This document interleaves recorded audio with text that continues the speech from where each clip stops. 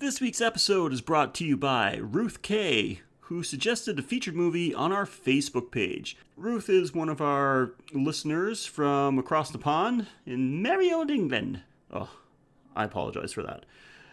But she saw this, she said she saw this as a kid and it scared her. She hasn't seen it since and was just wondering if we had heard of it.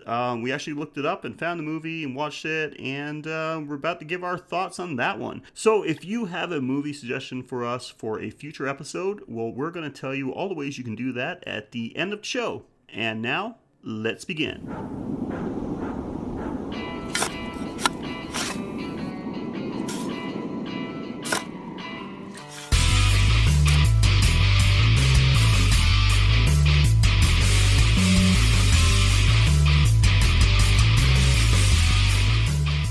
Welcome to episode 78 of the Graveyard Shift Horror Podcast, where each week we watch a movie from the horror category and break it down to the good, the bad, and any other category we decide to make up along the way.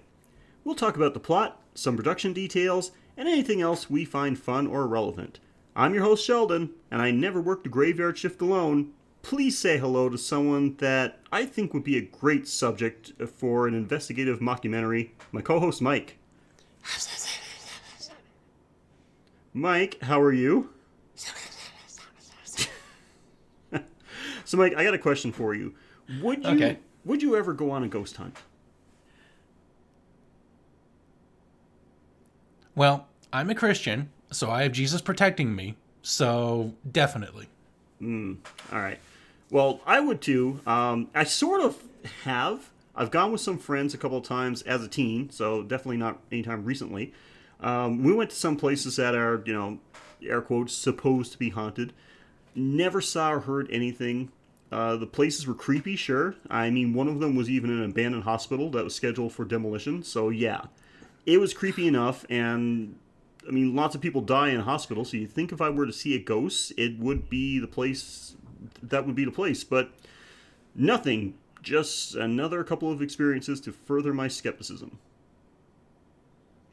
So, yeah, have you ever had any type of experience that, you would chalk up to maybe a ghost encounter?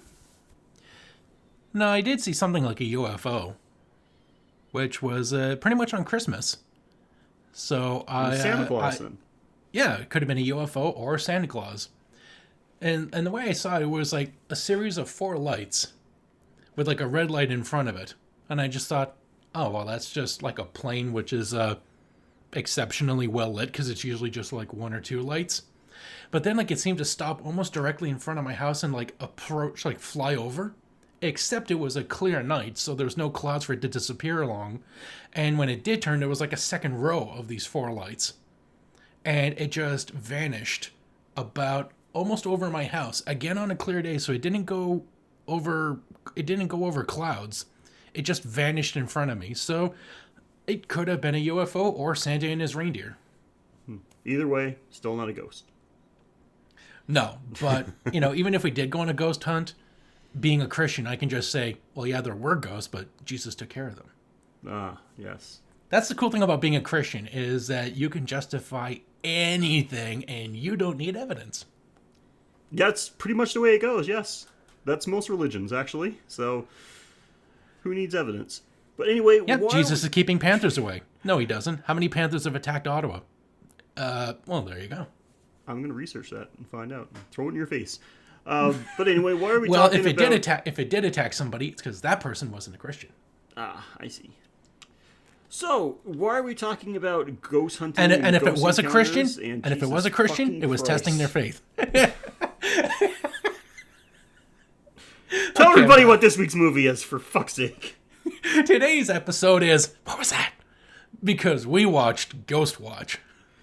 We sure did, and if you're unfamiliar with Ghostwatch and not Panther Watch, this was a BBC mockumentary that aired on Halloween 1992, and it follows a team of 4 respected presenters and a camera crew as they attempt to discover the truth behind the most haunted house in Britain.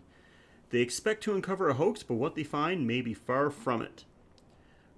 No real budget info or profit from this one, as is usual the case when it's a TV movie. Rotten Tomatoes gives this one an audience score, no critic score, but an audience score of 74%. So there are a lot of people out there that like this. Now, a little note about this movie. Despite being a total fabrication that was recorded weeks earlier, it was presented as a live broadcast. Like, they set it up as a live broadcast, and it had a little bit of a mini War of the Worlds effect, because they had, the night that it aired, they had over 30,000 people calling the BBC thinking that this was an actual real report happening. That's pretty awesome. So... yeah, I gave it some points for that, but for the most part, we'll get into details in a little bit, but for the most part, oh my god, this was not good. Yeah, this seems to sum up good ideas, but awful executions. Yeah, the person that suggested this one said that they saw it, the only time they saw it was during its original broadcast. They haven't found it since. We found this on Shudder, so if you're listening to this episode, if you want to see it again, just check out Shudder. You can even get a week free. Shudder only costs you $5 a month. Your first week is free if you sign up, so check it out there. And Shudder doesn't sponsor the show, by the way, though they should. But anyway, you can check it out there. You might be able to find it. I'm sure you can probably find it online by some other way. But we watched it on Shudder, and the person that recommended this, she said that she didn't see it since she was a kid when it originally aired, and she remembered it actually scaring her, and she thought that it was like a real thing as well. Like, her mother had to convince her that this was not actually happening, that it was just a made-up show like anything else. So I can kind of see it, maybe, if you didn't see anything leading up to it, thinking that this was a live broadcast. Like, once again, kind of a War of the Worlds type thing. If you just tuned in while it's running, maybe, but I don't know. It seems a bit far-fetched to me. So, without going into details, Mike, what do you think of this one? It was a very interesting concept. I would have liked to see it executed differently, but the premise, I thought, was very interesting and original. Yeah, it wasn't bad. I've never seen anything like it, especially considering, that this was, 26 years ago that this originally aired. So, yeah, I don't think there was anything like it at the time. But anyway, we're going to go into detail about what works with this movie and what doesn't in our good and bad reviews. Now, this can be something as basically any point about it that we liked or didn't like. This could be an overall theme or something a little more specific, like a certain scene, certain character, certain line of dialogue, whatever. If we liked it, we'll talk about it. If we didn't like it, we'll probably talk about it even more.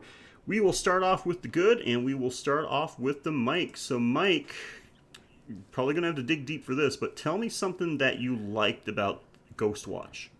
Yeah, this is going to be a short category for me. Mm-hmm. But the first good I saw right off the bat was an actual skull chalice on the narrator's mantle.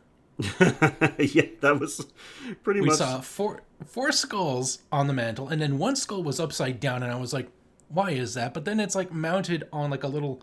It's mounted on a cup so that the skull is the cup and the eyes are sealed up. So yeah. I'm like, shit, this guy could actually drink the blood of his enemies. You could.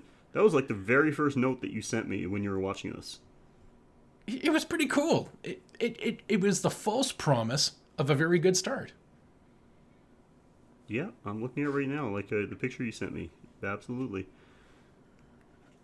And, okay, so the first thing I wrote in my good category is just echoing what you've kind of already said. Nice little original idea. Like, they came up with this as a Halloween special, and it was cool. It was pretty ballsy of them too to present something like this, like present it as an actual real thing that was happening. Yeah, like an actual Dateline Live. Yeah. So I'd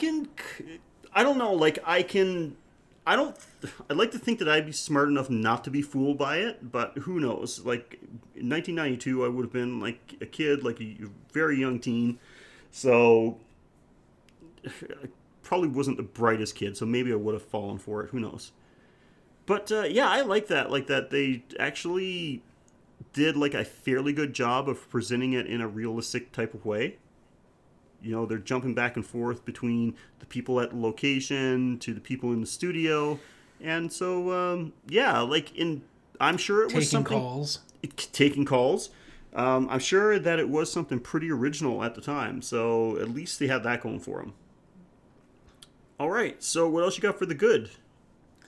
Well, you kind of took my. I only had 3, and you took one of them, so we're done. We're on my last good already.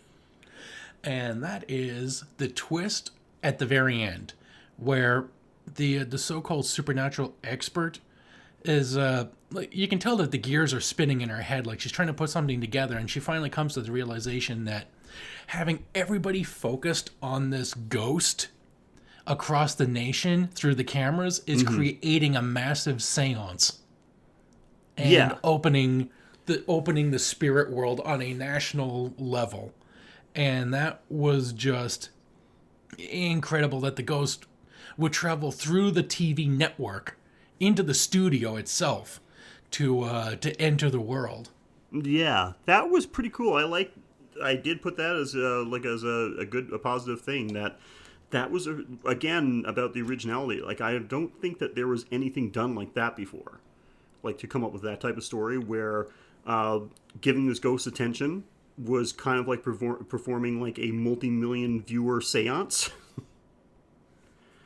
So yeah, that was good. Absolutely, that's where it belonged. And it kind of reminded me of a Supernatural episode as well. This was it was an episode, and I only watched like maybe like the first 4 seasons of Supernatural, so it was sometime during that time. The episode went something along the lines of they were hunting a ghost, and someone was writing a blog about a ghost and like posted like made a message board to the blog, so people were checking it out, and this is bringing attention to the ghost. The ghost has kind of drawn its power from the attention it was getting online, and whatever people wrote about it, like, oh, I heard this, blah blah blah blah blah, and whatever they wrote about the ghost, that would actually become part of the ghost story. And so they were trying to kill this ghost, but they couldn't figure out a way to kill it because its story would keep changing, and so it wouldn't, you know, like they basically just couldn't kill it because its origin used to keep changing. Interesting. So it kind of reminded me a little bit of that, and reminded me of when Supernatural used to be good. All right, what else you got for the good? I'm all out. That's it.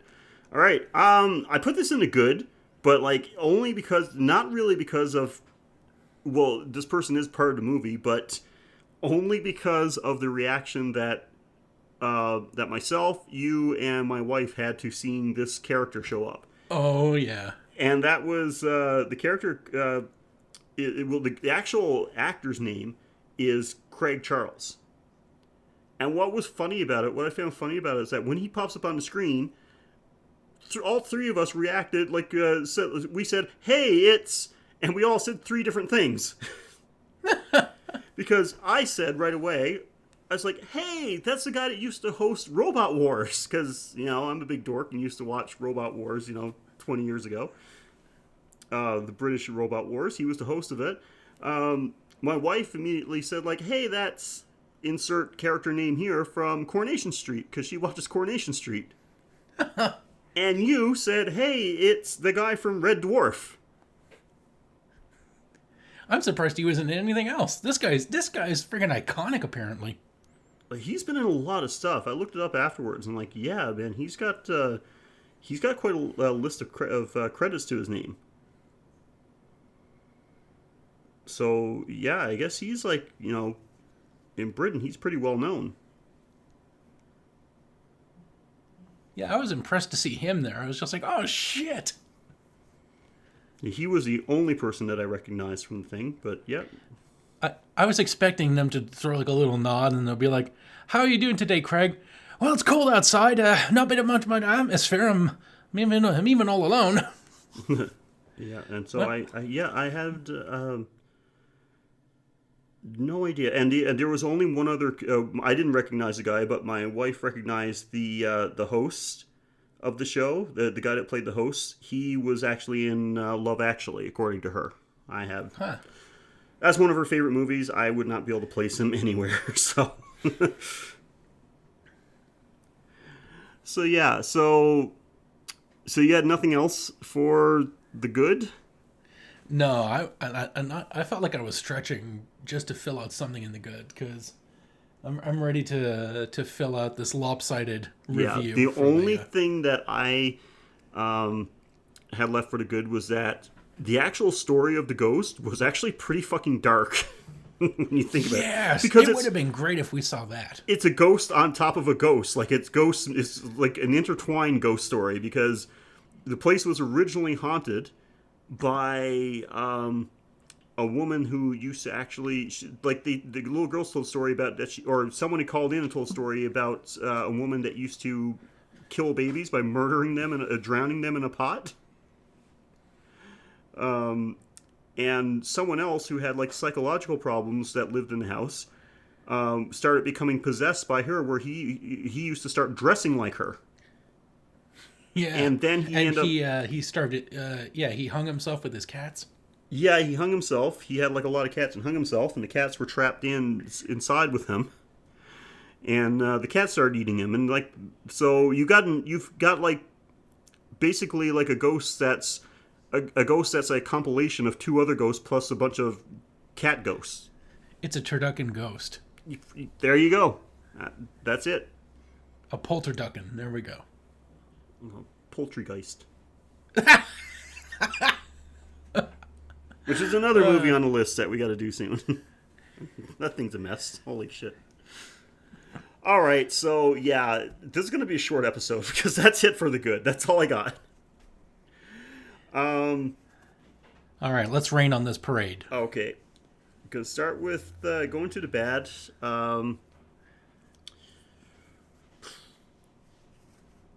I don't even know where to start. I got a few of those. I guess I'll just start with an overall thing. Holy shit, this movie was fucking boring. Oh boy. There is, for the majority of this movie, there is nothing going on. Literally the most exciting thing within the first 40 minutes of the movie is that there's a wet spot on the carpet. A perfectly symmetrical wet spot, which nobody can figure out how that was done. Yeah, it's not like anybody could place any round object like a humidifier with a leaky bottom. Yeah. So, yeah, that's going to be like 3 of my notes about how boring this is. Yeah, so, okay, well... My notes started to look like all work and no play makes Mike a dull boy. Yeah, I can see why. Like, this was, oh boy, maybe that was part of the realism too, but like, I don't know, like, I was waiting for something to happen. It wasn't until like we started getting calls and finding out about like the history of the ghost, the origin of the ghost itself, that it got a little bit interesting. So the whole movie is just you waiting for something to happen. Yeah, this thing should have, what this should have done is, if this movie came out now, like, you and I could do a remake about this, and what we would do essentially is take the first hour of this, break it up into 10 little mini clips, and put them out on the internet as some sort of like mass marketing campaign to drum up interest. And then our movie would actually start in the last 10 minutes of this movie and then build from there. Yeah. Because this movie doesn't actually start until the last 10 minutes. Oh, and yeah, for sure. And by the time it gets good, you just think, okay, now what are we going to do with this? It fucking ends. Yep. So what we should have done is like put out this as like a marketing thing, like little advertisements. And then the movie begins when the movie can begin when the show begins to go wrong, and then take it from there. Yeah, yeah, because like you said, this movie starts getting interesting just as it ends. So,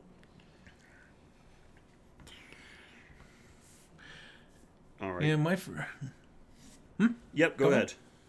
Oh, my first note that I actually wrote, which was that a planted security camera in the ceiling can apparently move around to film nothing during the beginning. And even if it was like a planted stationary camera, you would expect it would be stationary. But no, they put in that goddamn shaky cam shit even before the Blair Witch Project. Yeah. We don't need that kind of trailblazing. No, we don't. Okay, so let's see for the bad as well. There's some things that kind of are bad, but I want to put them. I made up kind of a category for afterwards, and I don't want to say like so. I just didn't want to go some things like, oh, this is good, partially bad. So I'll leave it for the end. Besides being boring, I don't know what else to say. Like, it's... that was really the biggest flaw of the movie for me. Just that it was not interesting. Like, I really felt like I just wasted 90 minutes of my time. So I really didn't elaborate any further than that. Just that it's a total snooze fest. I did. 4 of my notes in a row says 25 minutes in and I'm scanning Instagram. Pacing.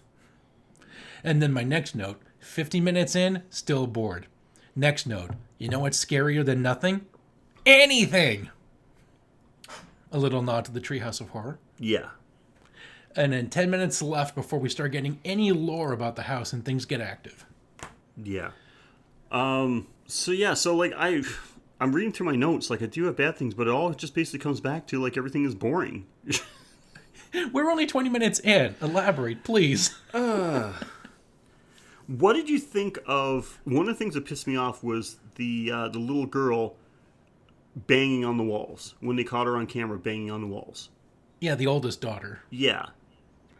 Like, what was all that about? Was she... Because she was kind of saying that, like, oh, she did it because...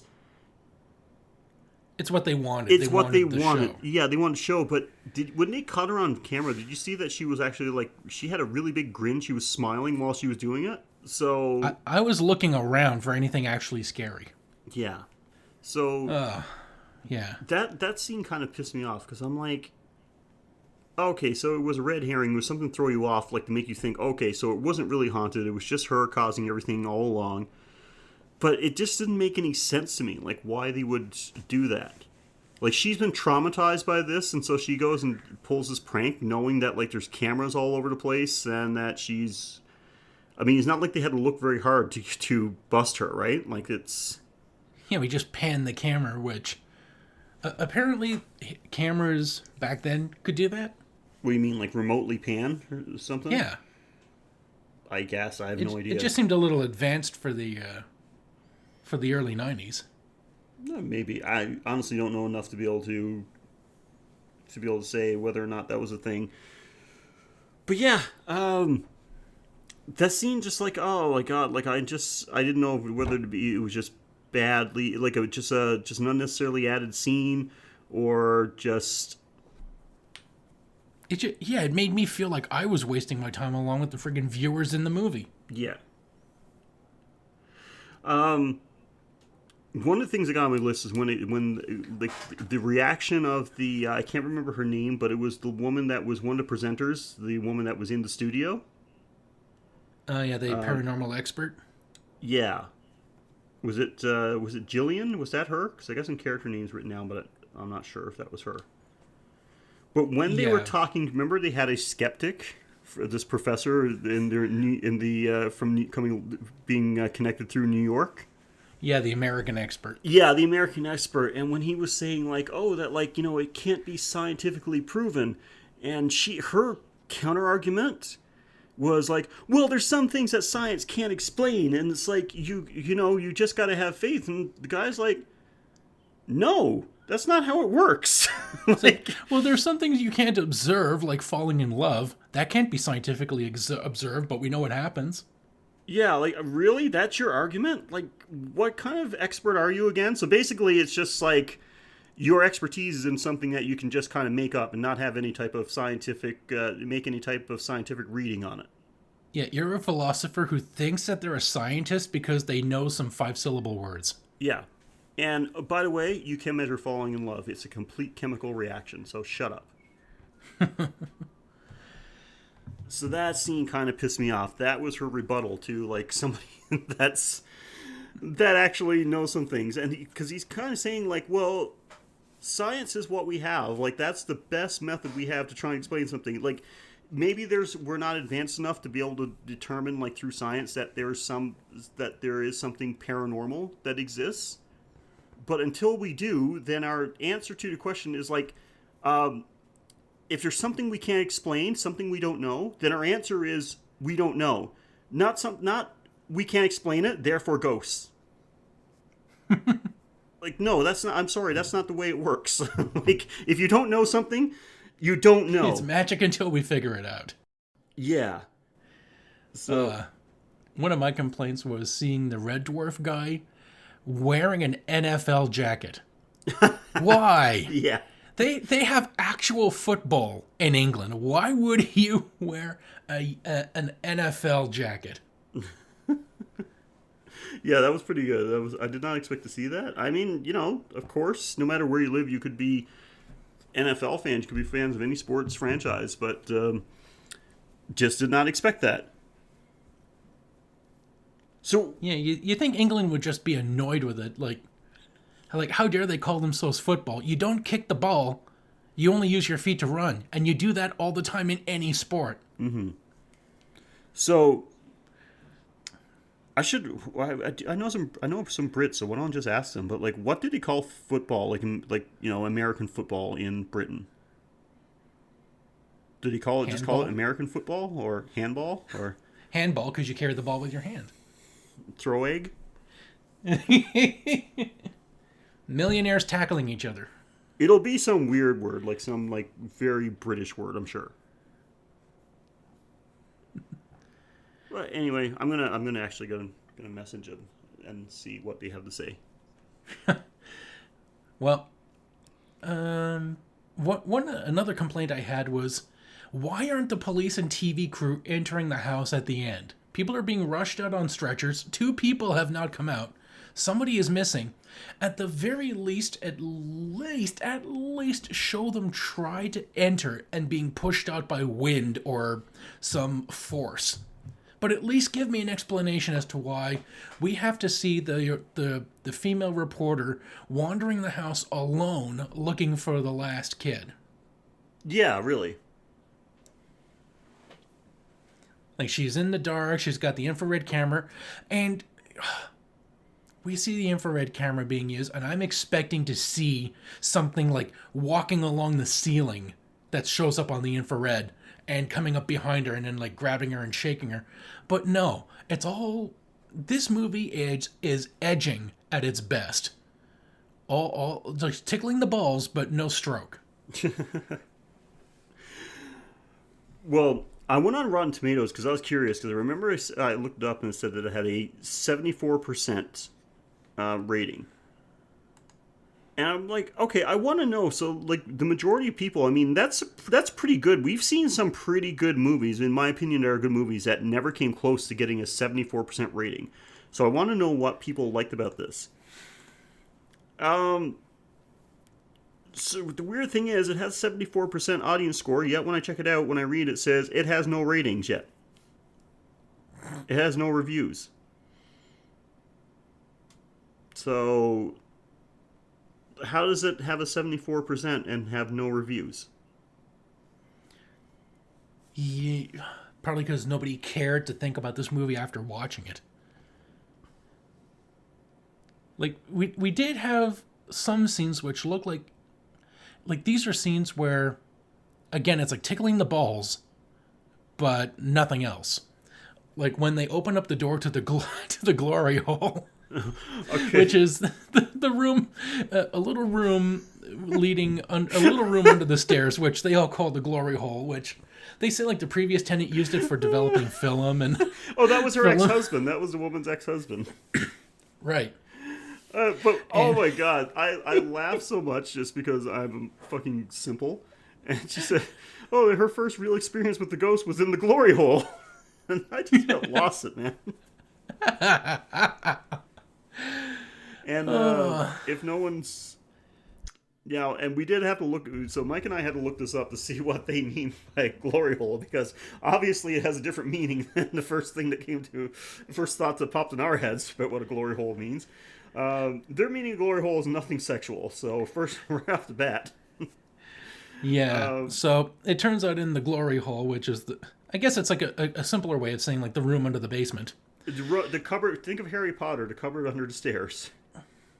And so in this, the first time they open the door, we get to see a shadow or a form in the darkness, but then it immediately closes. They turn away because the fucking sound guy decided to pass out and shatter his head on a flower pot.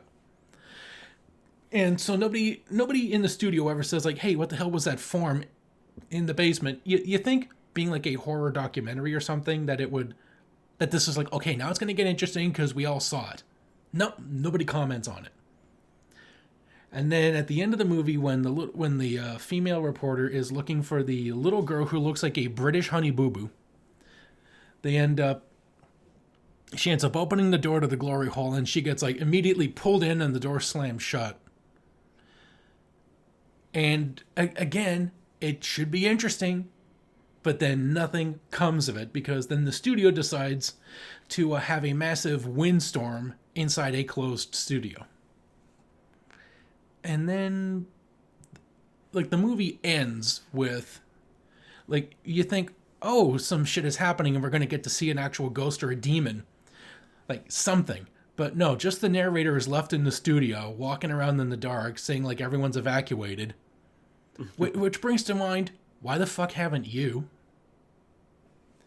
So, and he doesn't even, like, center himself on the camera. He's just standing in front of it, talking. And when I say standing in front of it, I don't mean, like chest up.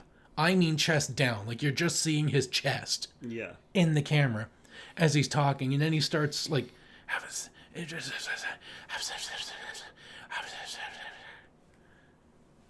And then that's when it ends. It's all edging. No release. Exactly. Yeah. All right. So, do you have anything else bad to say about this one? No. Okay. Let's talk about, like, there's some things that I didn't really want to put them on any particular good or bad list. So let's talk about something called what they do middle. Not good, not bad, but was fair. The only thing I put here was the acting. A lot of the characters did a decent job, I believe, like the realism. The two people in studio I found believable. The guy, outside of the house doing reports, the NFL guy, Red Dwarf, Robot Wars, Coronation Street guy. He seemed like pretty much anything I've seen him in before, he's acting that way. So I guess he's just kind of being himself. So yeah, okay, that was a realistic portrayal. I think the reporter in the house, Sarah, did a decent job of acting. Hey, he shows up in a wolf mask, just showing up out of nowhere just to scare the shit out of her. Yeah. I think she did a believable job. Like, she came off pretty good. The mom and the kids fucking sucked. Oh, the mom reminded me of a slightly prettier Shelley Duvall. Slightly prettier and not nearly as good of an actor. She was terrible. The kids were terrible. Give the kids a break. But I mean, you can give kids a break, but I mean, there are good child actors, so there are ones that can pull it off, but still, you kind of take it easier on the kids if they're not great actors. But the mother... she's no Dakota Fanning. No. The mother was bad. The actors, I guess you call them actors, you just heard their voices, but the callers into the show, I found were really bad, sounded really staged and scripted. So, yeah, the acting's kind of a mixed bag in this one. Without a doubt, though, the guy that I think of his name right now, but Michael Parkinson, the guy that played the main host of the show, he did a great job. I think he was probably the highlight when it comes to the acting, at least. So the acting kind of a mixed bag. Didn't get good until the end. There was a couple of scenes that they did okay, especially when they were looking over like some of the footage when people said they might have spotted something, and you could see like kind of a silhouette of a person in the room. I thought that was done pretty effectively. One of the few things that was done effectively. But yeah, so like I said, I didn't really want to put those into the good category or the bad because it was a mixed bag, but I wanted to mention them at least. The neutral. Exactly. All right, so I did look up some reviews. I looked up good reviews for Ghostwatch. And the very first one, somebody gave this movie a 10 out of 10. Oh, fuck. And this is the first paragraph from their review. It's a bit lengthy, so I'm not going to go through the whole thing. It's just the first paragraph. Quite simply, the most frightening television program ever broadcast. Ghostwatch pushed the edges of acceptability so far that we're probably never going to get a chance to see it again. Boy, I wonder what they thought of the 2016 election. Ayo! Ooh, topical. And I was fooled, and somebody said I was 16 years old and in the hospital and I watched this, and yes, I thought it was real. I was rummaging for change for the hospital payphone to ring in. And I now blame it on the anesthetic and medication I was on. And somebody said... I enjoyed this movie. I was high as fuck. I don't see a correlation between the two things. Somebody said it's still the scariest thing they've ever seen. Even after all this time. Guaranteed to give you nightmares. It put me to sleep. And I guess... I might have a nightmare about something else, or I might have a nightmare that I'm still watching this movie. Somebody said, not for the easily upset. This one. The best of the reality horror genre. Wow. Oh my gosh. There is some people working the glory hole for this movie, man.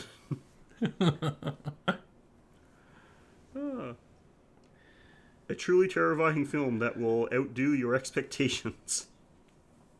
And somebody said, long before the Blair Witch Project, there was Ghostwatch. Which is true. Yep. They're not wrong in saying that. It did exist before the Blair Witch Project, but if you think that this is scarier than the Blair Witch Project, which, I mean, both are movies where you don't actually see anything. Yeah, boring as fuck, found footage, shaky cams. Yeah, they did it first. Yeah. With screaming in lieu of suspense. And somebody said, I watched it and had to say could not watch it without the lights on. Because they would fall asleep. Exactly. Yeah, so, Mike, despite our thoughts on this, man, there's a lot of love out there for this movie. There's some people, just would love to be sitting behind that glory hole just waiting to receive whatever this movie had for them. Well, were you able to fish out any extra nuggets of, actual nuggets of joy or of extra stuff from this? Yeah, I checked out with our Connect to see if we could find something for the Cutting Room Floor skit, but, Cutting Room Floor segment. Because skit would imply that it's not real. But none of them got back to me. Apparently, they all fell asleep while researching this movie. Well, in lieu of that, I figure we've been milking the glory hole pretty good. Pun intended. So I thought, one thing that we should figure out, at least to contribute some merit or worth, since this section of the show is used to enlighten us somehow, we should look into where the hell does the word glory hole come from? Because even if you did try to remove what you know about bathroom stalls and stuff, why the fuck would it have that name? So I decided to do a little research on dictionary.com for our segment. Oh, so that's what it means. I'm not going to come up with a clip for that, or even probably keep that name, but I thought it was funny. So where does glory hole come from? It turns out this is an old thing. Like, this came out even before bathroom stalls. Because in the 1820s, a glory hole was a slang term for a junk drawer. And no, not that kind of junk. I was about to say, it kind of still is. But In other 19th century uses, they include small compartments on ships and other small rooms with some still current specialized uses for, glass blowing, engineering, and mining. The glory goes back to the Scots word meaning muddy. But that's not why you're here. In the 1930s, glory hole was used again as a slang term for a junk drawer, and this time, yes, that kind of junk, as in the penis. Because glory hole was a vulgar nickname for vagina. Glory here, alludes to the sexual pleasure, and the hole is, well, pretty self-explanatory.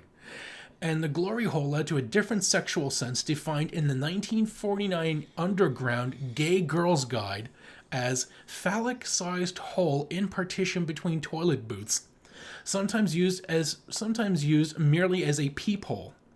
The term may draw on an earlier use of glory hole as a slang for gay bar in the 1920s. In the mid-1900s, glory holes were so cut into bathroom stalls in order to facilitate homosexual liaisons, as well as other places and for other reasons. And then with the rise of the adult film industry in the 70s, glory holes were found in specially fitted booths in adult video shops for, peep shows. And the internet has especially proliferated glory hole as a pornography genre, especially now for heterosexual acts. So, I guess we can... to end on a British note, we can say, all in all, you're just another dick in the wall.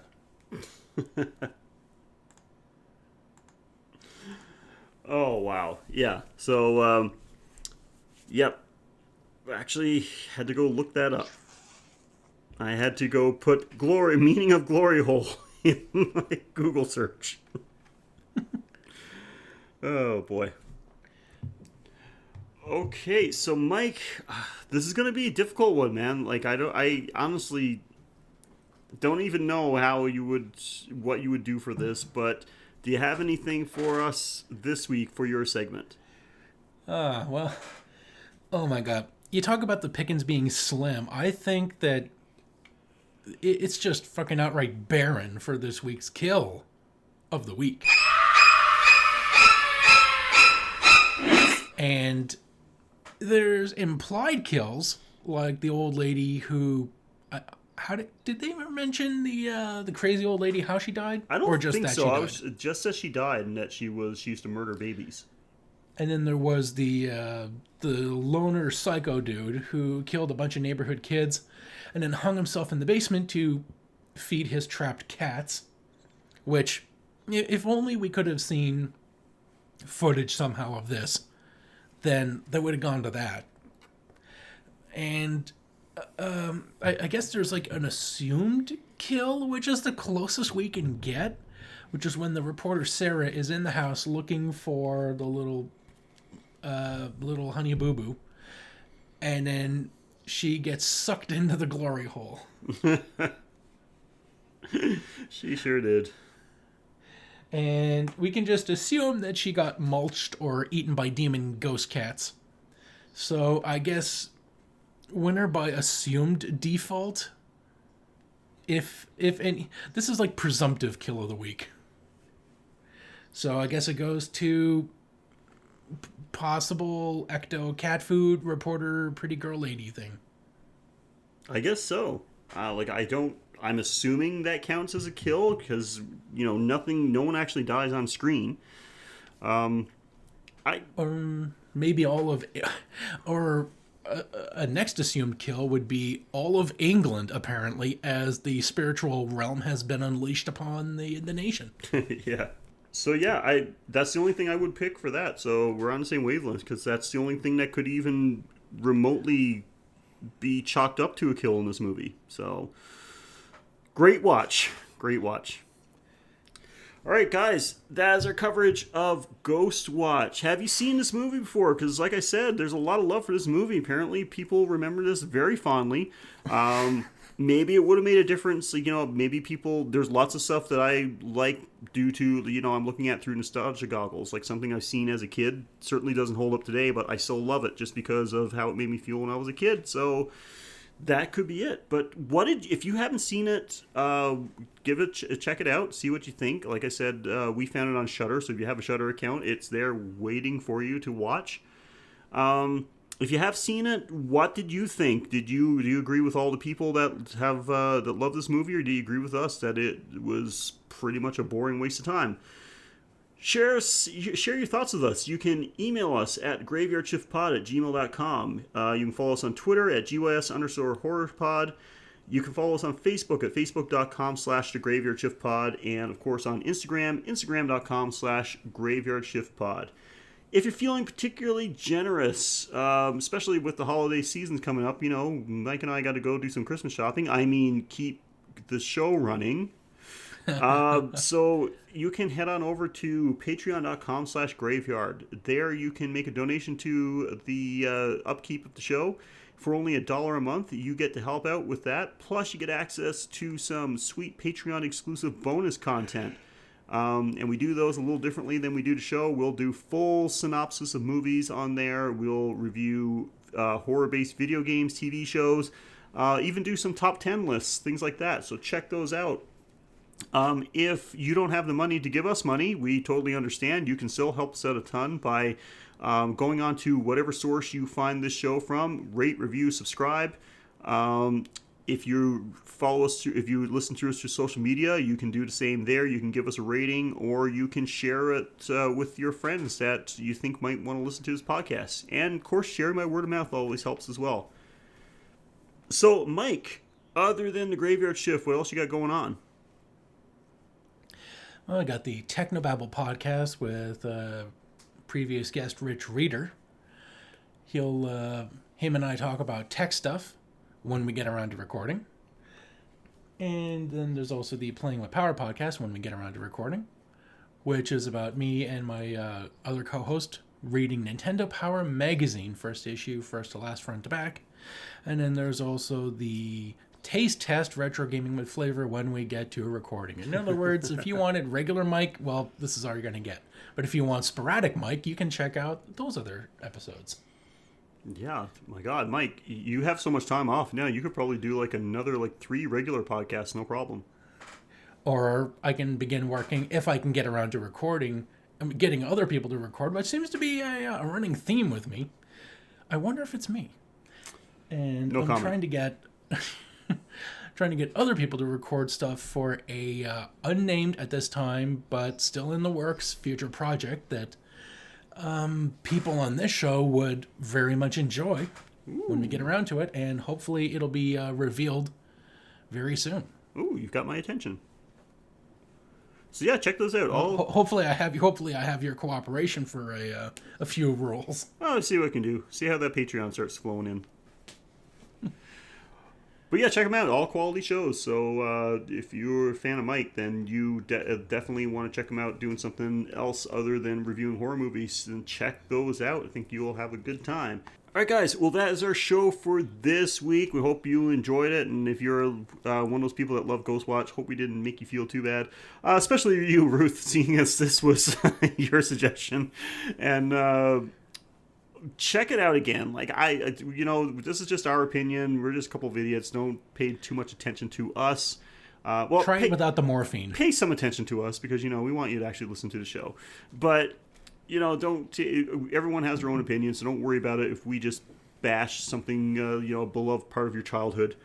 But anyway, and don't forget, we watch a lot of horror movies, so nothing phases us anymore. Someone else finding this scary and us not finding it scary really means nothing. So don't take too much offense.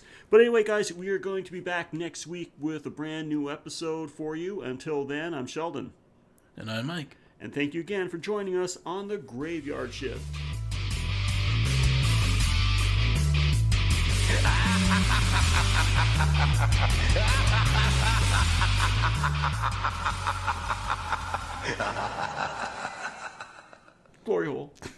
Glory, glory, hallelujah.